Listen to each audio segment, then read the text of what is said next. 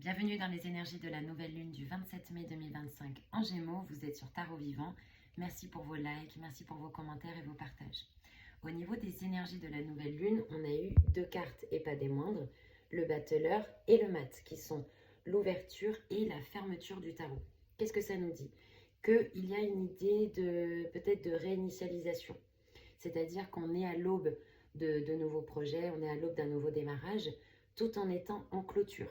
Clôture de certaines choses du passé. Rappelez-vous qu'en 2025, on est en année ermite, donc en année bilan, guérison, fin de cycle finalement. Et on le retrouve au niveau de ces énergies. Pourquoi? Parce que l'idée, c'est quand même qu'elles soient à l'endroit. Et comment faire pour les utiliser à l'endroit? Comment faire pour utiliser leur potentiel? Faire un travail de battleur, c'est faire un travail de créativité. C'est retrouver la confiance en vous. C'est apporter de l'humour dans votre vie. C'est de vous lancer, c'est de faire le premier pas. Je crois que c'était Martin Luther King qui avait dit « Gravissez la première marche de la foi, inutile de voir tout l'escalier, gravissez uniquement la première marche. » Il y a cette idée de vous lancer, de vous faire confiance. Un peu comme un enfant qui apprend quelque chose et qui est sans peur. Pourquoi sans peur? Parce que ça ressort avec lui. Le mat. Le mat, il ne regarde pas où il marche. Il a totalement confiance dans le plan. Même ce qui l'embête, comme ce chien ici, couleur bleue, spiritualité, le pousse à avancer. Avec détermination et foi. Donc en fait, on vous dit de vous lancer, de faire le premier pas. Même si vous êtes, par exemple, travaillé par certaines choses, si vous êtes meurtri. Pourquoi je dis ça? Parce qu'elles sont à l'envers, de base. Soignez l'enfant blessé et l'homme apparaîtra. Pour certains, il y a un travail à faire avec l'enfant intérieur. Donc, l'idée, si vous voulez, c'est, même si de là où vous en êtes, de vous lancer. D'apporter de la créativité, de l'humour, de la joie, le premier élan, de la volonté dans vos projets. Et le reste suivra. En plus, on est guidé, on est soutenu. Le mat, c'est quand même une arcane très très spirituelle. Donc pour ceux qui sont dans ce travail-là, qui vont faire des méditations, qui vont faire des visualisations, qui vont revenir à eux-mêmes, à leur côté sacré, leur côté divin, c'est comme un gros coup de pouce, en fait, de leur moi supérieur, de leur âme et de leur esprit. On vous demande de faire en fait le premier pas. Juste le premier pas et le reste suivra. Avec ça, on a en énergie complémentaire la roue de fortune qui est quand même une arcane majeure, le 8 de bâton et le 4 de denier. Cette association est magnifique. Je vais commencer par le 4 de denier. On nous expliquait d'avancer sans peur. Avec le 4 de denier, semble-t-il, il y a encore des résistances. C'est ok, observez-vous, voyez où sont vos résistances et essayez de voir comment vous pouvez les transformer. Parce que c'est son rôle à lui. Lui, c'est un transformateur et lui, c'est un magicien. Apportez plus de magie dans votre vie. Autorisez-vous à imaginer cette version de vous-même idéale, votre vie idéale, à quoi elle ressemblerait. Rien ne vous empêche de l'écrire sur un papier au présent indicatif, de le visualiser, de le mettre en prière, de connecter avec votre âme et votre moi supérieur et votre esprit en fait dans ce cheminement. Donc avec le 4 de denier, on vous dit lâcher les pseudo-sécurités. Pour certains, il y a une peur d'investir, on est un peu sur la réserve. On est, je pense, travaillé au corps par l'intelligence de la vie, on est testé, donc c'est normal. Ne vous jugez pas par rapport à ça, observez-vous et voyez comment vous pouvez déjouer vos peurs du manque, vos peurs de manque de sécurité. Ça vous renvoie en fait à l'autre guidance que j'avais fait où j'expliquais que la sécurité était en soi. Bon, ce qui est intéressant, c'est qu'on a quand même le 8 de bâton et la roue de fortune à l'endroit. Les deux nous parlent d'intervention divine, d'intervention de l'univers, d'intervention de votre moi supérieur, de vos anges, de ce qui marche le mieux pour vous. La roue de fortune, c'est coup de poker du destin. Et le 8 de bâton, c'est pareil, c'est une intervention, une synchronicité qui arrive. Donc on va être aidé dans ce process. Il y a des opportunités qui arrivent, la roue tourne. Il y a des changements de situation, il y a des synchronicités, des choses qui vont nous aider à avancer vers ce qui est important pour nous. Vers le battleur, vers le mat, vers toute cette créativité, tous ces projets, toute cette foi. Pour moi, on est aidé en fait avec ces deux arcanes-là. C'est très beau. Quelque part, qu'on le veuille ou non, il y a des belles choses qui arrivent vers nous. Et même si vous voyez du changement, des situations qui se transforment, c'est probablement pour votre plus grand bien. Encore une fois, c'est une guidance générale, ça ne parlera pas à tout le monde, mais la roue de fortune est quand même à l'endroit. Donc il y a une intervention pour nous aider à nous mettre en mouvement, à faire un travail justement sur notre volonté, sur notre prise d'action dans la matière, avec des belles synchronicités. Ayez confiance. Sur les 2 prochaines semaines, il peut se passer pas mal de choses. Vos retours en commentaire seront vraiment géniaux à lire, parce que je pense qu'il y a un peu de magie dans l'air. Au niveau du blocage, on a l'ermite avec le 2 de coupe et le roi de denier. Alors, j'ai dit blocage, lapsus. C'est l'enjeu personnel. Excusez-moi, le blocage est en dessous. En fait, avec l'ermite, il y a cette notion, si vous voulez, de guérison qui est en train de se faire et de transformation. L'ermite et le mat sont le même personnage, mais pas au même stade. Donc, avec l'ermite, on nous parle donc d'arcane sans nom, son arcane opposé. Donc, il y a encore en fait un travail, si vous voulez, de guérison qui est en train de se faire, d'introspection. Pour certains, on a pu être meurtri. On parlait de l'enfant intérieur, mais je vois qu'on a aussi le 2 de coupe dans les enjeux personnels. Donc, peut-être qu'au niveau du cœur, au niveau de votre amour propre, au niveau de votre estime de vous-même, au niveau de votre confiance en vous, vous avez pu être challengé. C'est d'ailleurs pour ça qu'on a eu le battleur à l'envers et qu'on était invité à développer nos talents, développer nos intuitions et être acteur dans la matière, faire le premier pas. Donc avec l'ermite, qui nous parle aussi de l'arcane sans nom, il y a toujours ce travail de transformation qui est en train de se faire. C'est d'être patient. Et vous voyez, on a encore du bâton ici, qu'on retrouve le même bâton avec le mat. Le bâton est de couleur rouge, couleur volonté. En fait, c'est ça qu'on nous dit. De continuer à cheminer avec volonté. Même si c'est pas évident, même s'il y a des jours avec, il y a des jours sans, le travail de fond qu'on est en train de faire est un travail de transformation. Donc, tôt ou tard, ça portera ses fruits. Avec ça, on a le roi de denier qui nous explique que c'est important de prendre soin de nous et c'est important de prendre soin de nos projets. On est sur du denier, on est sur de la matérialité. Donc, peut-être, vous voyez, je sors d'une guidance avec un particulier juste avant de faire cette vidéo où justement, je lui expliquais que c'était très important de travailler la visualisation, le mindset, d'arriver, si vous voulez, à avoir cette vision de ce qu'il veut pour lui, pour ses projets, ce qu'il veut sur son compte en banque, etc. Il y a vraiment une idée de se comporter comme si. Et si vous aviez la vie de vos rêves, elle ressemblerait à quoi? Vous vivez, vous allez, où est-ce que vous vivez, combien vous gagnez, qui sont les personnes autour de vous. Il y a vraiment cette idée-là de nourrir en fait cette vision idéale de vous-même. Cette vision où vous êtes bien, où vous prenez soin de vous et pouvez prendre soin des autres. Avec ça, on a le 2 de coupe qui nous explique qu'on a peut-être besoin de reconnecter avec une partie de nous. On a besoin de se donner cet amour. Pour certains, il y a urgence de prendre soin de soi. Ça peut être en s'octroyant des plaisirs simples de la vie, ça peut être des soins, ça peut être plein de choses, mais il y a urgence de prendre soin de soi. Et avec le 2 de coupe, on a vraiment cette idée de guérir son cœur. Pour certains qui ont pu sortir de relations ou de situations, qui ont travaillé en fait, ça peut être avec au niveau social, au niveau professionnel, au niveau amoureux ou même au niveau familial. Voilà, peut-être que pour certains, on a été un peu meurtri. Et en fait, on est invité avec le 2 de coupe à reconnecter avec cet amour de soi, avec cette générosité. Et si on se sent abandonné, c'est peut-être parce qu'on s'est abandonné. Vous voyez, c'est important de l'avoir en tête parce qu'à partir du moment où en fait, malheureusement, c'est humain, mais on met la responsabilité sur autrui, mat à l'envers dans les énergies de la nouvelle lune, on devient victime. Or, on est disciple de la vie. Donc, peut-être s'est-il passé des choses dans vos vies pour vous apprendre des leçons majeures d'amour propre et d'être là pour vous, d'être votre propre pilier. Ça ressort au niveau des enjeux collectifs. Force à l'envers. Force à l'envers, roi de coupe et de d'épée. Donc, la force à l'envers nous indique, si vous voulez, au niveau des enjeux collectifs, qu'il y a comme une masse qu'on porte sur nos épaules. Peut-être qu'on se sent démuni par rapport à ce qui se joue au niveau collectif et que c'est quelque chose que l'on porte sur les épaules et on ne sait pas trop ce qui va se passer en fait. À quelle sauce même on va être mangé. C'est pour ça qu'il y a de l'hésitation de d'épée au niveau mental. On ne sait pas trop où donner de la tête. On ne sait pas vraiment quoi faire. Pour certains, ça peut même être au niveau d'enjeux vraiment très importants. Par exemple, des personnes qui sont à la tête d'une entreprise et compte tenu de la situation économique, etc., qui peuvent avoir du mal à prendre des décisions. Donc, au niveau de la force ici, on est invité, si vous voulez, à redevenir son propre pilier, à ne plus dépendre d'autrui.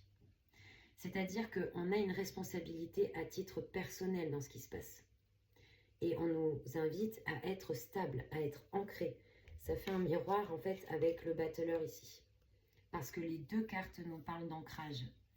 Avec les deux chapeaux de l'infini, d'être connecté à nos intuitions en étant bien établi dans la matière. Donc, reste à vous de faire par exemple des exercices d'ancrage, des exercices de méditation, de travailler tout ce qui est zen, ça peut être aussi les arts martiaux. En fait, tout ce qui nous invite à revenir à notre centrage et à se dire, quoi qu'il arrive en face de moi, quoi qu'il arrive par rapport à l'existence, je saurai tenir bon pour éviter de porter le poids du monde sur vos épaules. Avec ça, on a le roi de coupe qui nous dit que, évidemment, il y a quelque chose au niveau du cœur qui ressort. Hein. C'est-à-dire que peut-être qu'on est tous passés par des épreuves au niveau du cœur, au niveau relationnel, qui font qu'on peut avoir du mal à être dans son autorité par rapport à ça. On peut avoir du mal à connecter avec cette part aimante de nous-mêmes et avec les autres. Ça peut être difficile en fait de savoir comment aimer, comment s'aimer, comment aimer ce monde, comment faire pour aller vers quelque chose de prospère. On se pose beaucoup de questions au niveau des enjeux collectifs. C'est pas évident comme carte, ce trio-là. On se pose beaucoup de questions. C'est pour ça qu'on est invité à revenir dans notre cœur, à commencer par soi. Au niveau du blocage, on a la papesse avec le 10 de bâton et l'amoureux. Donc, deux arcanes majeures. Donc, au niveau du blocage, on nous explique effectivement qu'on est en initiation, qu'on est en train de recevoir des messages et des leçons de la vie. On est en train de briser le voile des illusions. Bon, ça passe par la chair, parce que le livre est de couleur chair. Donc, c'est intense qu'on peut ressentir. De toute façon, depuis un moment, au niveau des énergies, c'est assez intense, ce qu'on ressent tous, et que ça brasse quand même pas mal. Maintenant, elle est à l'endroit. Donc, on est quand même conscient, pour certains, qu'on vit dans une forme d'illusion, qu'on a peut-être du mal à voir la réalité telle qu'elle est. Et donc, on est invité justement à se laisser infuser par la vie, à prendre du recul sur les situations. On a le 10 de bâton à l'envers. Donc, au niveau du blocage, on est justement invité à poser un fardeau. C'est souvent que ça ressort d'ailleurs dans les guidances. Le 10 de bâton, 10 d'épée. On est invité, si vous voulez, à poser les armes, à poser un poids, à quelque chose qui est lourd, quelque chose qui nous pèse. Depuis, pour certains, 10 jours, 10 semaines, 10 mois, 10 ans.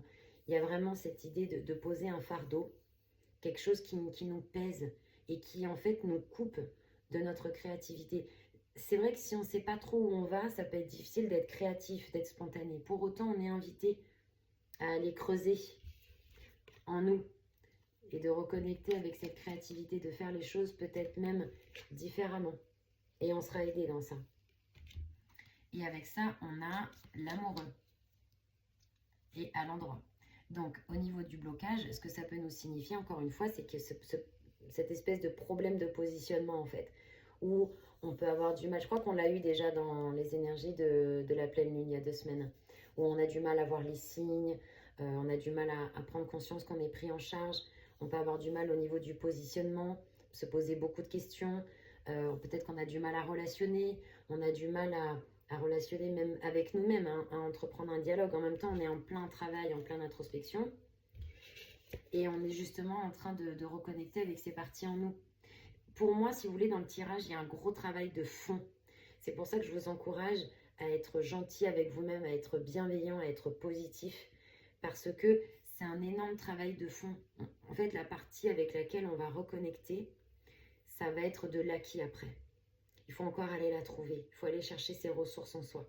Il faut prendre conscience de ce que la vie nous envoie comme message, comme synchronicité, comme leçon, et d'aller chercher ces énergies en nous.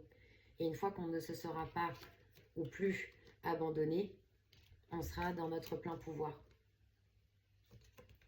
Je sais que j'évoque beaucoup de choses, peut-être que vous aurez besoin de réécouter la guidance. Je ne travaille pas mes guidances avant de les faire, c'est très très intuitif. Je tire les cartes et je lance la vidéo. Au niveau des aides, on a tempérance. Alors, ce qui est très beau, c'est qu'on a un ange. On a un ange au niveau des aides et à l'endroit. Avec valet de bâton et 9 de coupe. À l'envers, l'idée, pareil, c'est qu'elles se mettent à l'endroit. Au niveau de tempérance, dans le conseil, c'est effectivement, comme je le disais, d'apporter, d'être vraiment conciliant, d'être patient avec soi-même, de prendre soin de soi. Il y a un travail au niveau émotionnel qui se fait aussi. Il y a comme des libérations. Pour certains, peut-être par rapport aux soins que vous faites, ou par rapport à vos activités, par rapport à votre façon de penser, il y a des libérations et je vous félicite pour ça. Je me souviens qu'il y avait l'arcane sans nom dans le tirage d'avant qui nous disait qu'on avait besoin de se délester, etc. Et là, on a tempérance, l'arcane d'après, qui nous parle de guérison, qui nous parle d'équilibre. Donc ça veut dire que pour certains, on a quand même bien cheminé. On avance vers cette idée de guérison, cette idée de se connecter avec son moi supérieur, avec ses anges, avec l'univers, et d'apporter de l'équilibre. Aussi dans son yin, dans son yang, on a les serpents ici comme l'impératrice qui nous parle de guérison. Donc il y en a vraiment qui ont commencé ce travail de libération, des colères, des non-dits, qui sont dans plus d'équilibre, qui peuvent recevoir aussi de l'aide d'un thérapeute ou de personnes autour de soi, d'un entourage. Moi, je le vois quand même pas mal avec des personnes dans le soin, thérapeutes, etc. Comme si, en même temps, avec le 8 de bâton, on peut nous envoyer les bonnes personnes aussi pour nous permettre d'apporter plus de paix, plus d'équilibre, plus de libération et de guérison. Pourquoi? Parce qu'on aimerait bien la réalisation d'un rêve. Et on aimerait bien pouvoir se lancer à fond dans ce projet qui est important pour nous. Excusez-moi, je bois. Valet de bâton à l'envers, c'est vraiment cette idée où on est sur le point d'avoir ce switch, d'avoir cet élan de motivation en fait, pour se lancer, pour concrétiser un projet. Donc, il y a encore un peu d'hésitation, il y a encore quelque chose, on l'avait vu avec le battleur, peut-être qu'il y a quelque chose au niveau de l'enfant intérieur ou vis-à-vis de vous-même, quelque chose encore un petit peu à peaufiner, mais on est en route. On est en route vers la réalisation d'un rêve. On nous dit aussi attention à, c'est ce que j'entends, attention à l'alcool. L'alcool ou d'autres choses, je ne sais pas, peut-être des abus, des addictions, des choses comme ça. Attention à la fuite de la réalité par des substances. Voilà, c'est le message que je reçois là maintenant. Parce qu'elle est à l'envers quand même. Et là, on nous parle d'alcool. On peut nous parler de choses là en lien avec ça. Donc attention à ça, soyez vigilants. Hein, la fuite, malheureusement, ne fait que retarder l'échéance. C'était une guidance quand même assez atypique, je trouve. Je vais clôturer avec l'oracle de Mathilda. Comme la dernière fois, on va tirer une carte pour nous, pour avoir un conseil pour cette nouvelle lune. Alors, je vais mettre mes lunettes. C'est parti. On y va, le message pour nous de la nouvelle lune. Oh, magnifique. Incarnation. Aujourd'hui, je prends conscience de ma place sur Terre. Je choisis de m'ancrer, de m'enraciner et d'honorer cette place que la vie m'offre. Je m'autorise à améliorer mes capacités et je reconnais le progrès et l'évolution en moi, ce qui me permet d'être moi-même. Je grandis dans l'harmonie et l'équilibre de qui je suis. Alors, si je puis me permettre, on nous parle d'ancrage, on nous parle de guérison, on nous parle d'évolution en moi, ce qui me permet d'être moi-même. Voilà, ce qui est magique avec cet oracle, c'est que c'est toujours une conclusion de ce qui a été dit en fait. C'est assez bluffant. Je vous la mets là. Alors, j'ai pas l'effet miroir, mais si vous arrivez à prendre une photo ou à réécouter, mais c'est vraiment une synthèse de la guidance. Bon, les guidances de juin arrivent début juin. Il y a aussi d'autres surprises qui vont arriver sur ma chaîne bientôt parce que je vais enfin vous expliquer quel est mon secret, quel est le référentiel de naissance et comment ça s'applique à vous. Je vous remercie de m'avoir écouté. Merci pour vos likes, pour vos retours et vos partages. Prenez soin de vous. Belle nouvelle lune et tout le meilleur. À bientôt.